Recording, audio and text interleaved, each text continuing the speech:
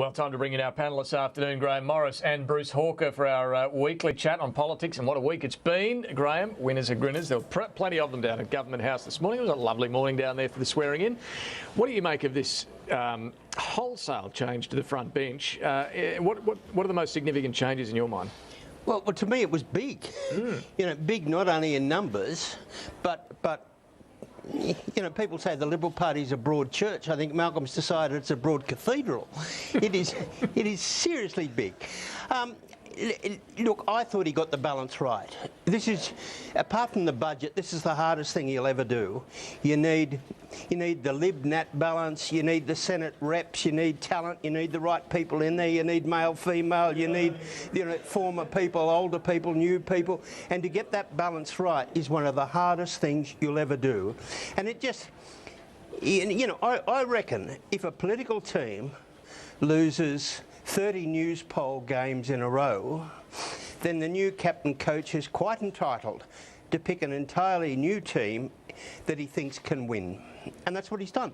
Yep, that's a pretty good description. And the specifics, Maurice Payne, Josh Frydenberg, Mitch Fifield, Simon Birmingham, Christian Porter, all go into Cabinet. Arthur Sinodinos too. Are they the right new faces in Cabinet? Well, I think they are. You know, this is the information age or the digital age, and we have a Prime Minister who gets it. And you know, what is the big change this week since the leadership and the weekend with the reshuffle? It's that sort of hope thing that, you know, there's light at the end of the tunnel, which the coalition people can now see could be a win, instead of a whole bunch of voters with very shiny baseball bats about to get them. You know, it is. He's changed everything. He's changed the business community. He's changed mums and dads. He's changed the coalition. You know, it has been a very smooth change. And look, you always feel sorry for a few people and hundreds of staff. You know, there are a couple of people in the ministry that are a bit lucky. There are a couple like Bruce Bilson, probably entitled to feel a bit unlucky. But that's what happens in reshuffles. Yeah, Bruce, let me get your honest assessment of this reshuffle. I mean, what do you think of the new lineup? Look, I think it's been pretty impressive so far, I have to say, and you can hear the relief in Graham's voice, can't you? It's amazing difference a week makes. And in many ways it's because of, you know, the Prime Minister's presentation projecting an image of being progressive and future focused, but also some of the personalities that he's put into the cabinet and the ones that he's pulled out. You know, for example, you know, Maurice Payne going in for Andrews. That's a classic example of, you know, somebody who's much younger and probably more in keeping with his way of thinking from New South Wales going to that very senior role, and a woman. So hitting all the buttons. It's hard to fault it at the moment. Of course, there are going to be some people who are going to be very unhappy, and they will be making noises about it, and we'll probably hear a bit of that tonight. But as a general proposition, I think he should be happy with the first few days of his prime ministership. Yeah, and I think you say, Grahame, it's been smooth. I think that's right. I mean, obviously people are going to be disappointed at being dropped, but the likes of Bruce Bilson, even Joe Hockey, Kevin Andrews, he preempted the announcement with his own press conference, but they've been, you know, they've been team players, really, haven't they? It's not like anyone's out there screaming and yelling about. No, I agree. No, I agree. How awful and you know, I ran around the Parliament all last week and went to a heap of functions with a lot of the pollies, and a lot of them rang me up. And you know, there's about 6 people who are grumpy. The rest have moved on. You know, they are really. And the public will too, very quickly, won't they? Huh? The public will move on pretty quickly too. Yeah, yeah. Look, there's still some rusted on Conservative Liberal in the Twitter sphere, and there'll be a few in the former Prime Minister's electorate who'd be a bit grumpy. Yeah. But that's natural. But you know, if the vote were held today, you know, it'd be sort of 95-5. Yeah. Well, it's an interesting. It's an interesting theory. Bruce, let me ask you about Joe Hockey. Now, I remember Kevin Rudd. He brought down Kim Beazley as leader. Then when he got a chance as Prime Minister, he appointed him as ambassador to the United States in Washington. It's an interesting parallel, isn't it? Because Kim Beazley finishes up at the end of this year, and there's a pretty wide expectation now that Joe Hockey will get that job, who in many ways has also been brought down by this leadership change. Would he be a good fit for the role? Yeah, it's not a bad consolation prize, is it, when you think about it? Pretty good.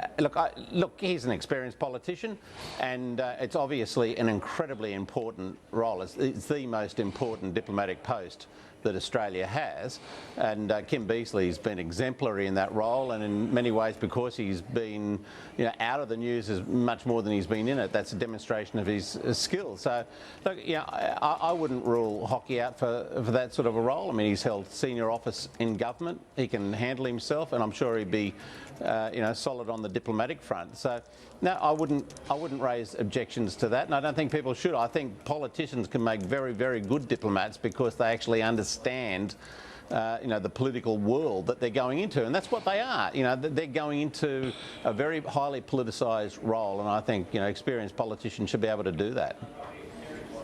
Grahame, I was surprised at Joe Hockey leaving Parliament yesterday when we heard this news, but it does make sense. I mean, you can understand at least, can't you? Someone who's played at that level. Do you take a lower order cabinet role or ministerial role and stick around while everything's changed in the economic area? Look, I had a little text exchange with the former treasurer, and I think Bruce is right. I think Joe would be terrific in Washington or the Holy See or London, and the beauty with Joe is you get two for the price of one, which is you get his wife Melissa too would be a terrific ambassador's wife.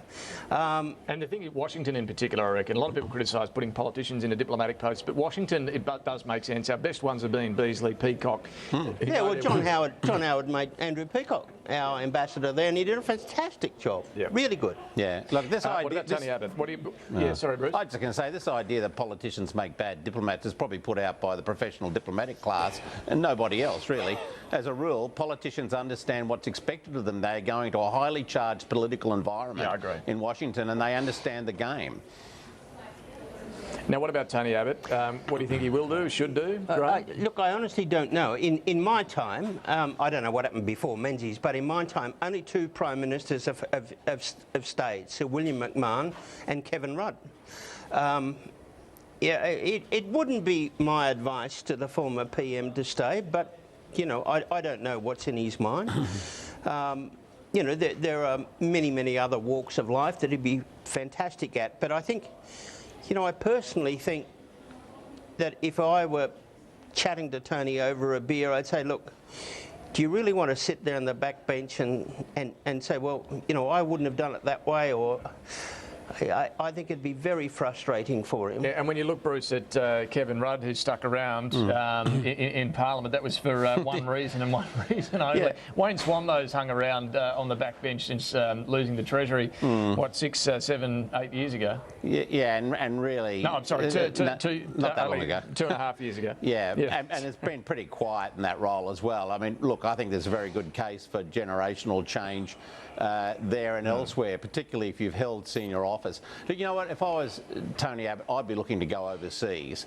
I think it's very, very hard to leave the Prime Ministership in the way in which he has, and the temptation will be to be drawn into commenting on everything that happens along the way, for the next year or more, and I think giving himself some distance from, not just from Canberra, but from Australia would not be a bad thing. And I don't mean that in a nasty sense at all. I think it's good for people's mental health to be away from that highly charged political environment and to allow some equilibrium to return to your life. Because Canberra is a very, very weird hothouse, particularly when you've been the Prime Minister and you've lived life in a supercharged environment.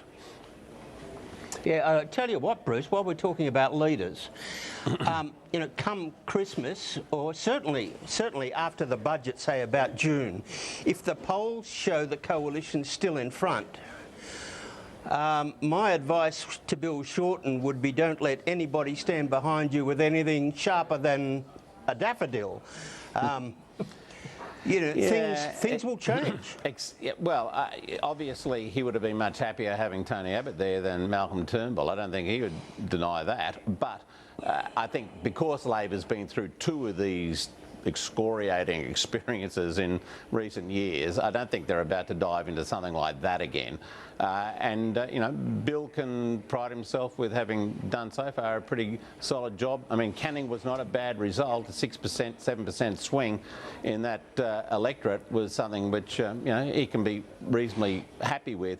But I just don't think Labor wants to go through what they've been through in between 2010 and 2013 again. Just before we go, quick comment from you, Grahame, on Canning. What did you think about that result? Well, I think everyone can see something in it, yeah. But at the end of the day, you know, the coalition and the parliament is about to get a good style of a bloke. I presume at some stage that we've still got to get through that inquiry business about an incident in the Defence Force, but by geez, he's got something. Grahame Morris, Bruce Hawker, good to talk to both of you. Some interesting analysis on the week that's been. We'll catch you both next week. Quick break. We'll be back with more on PM Agenda.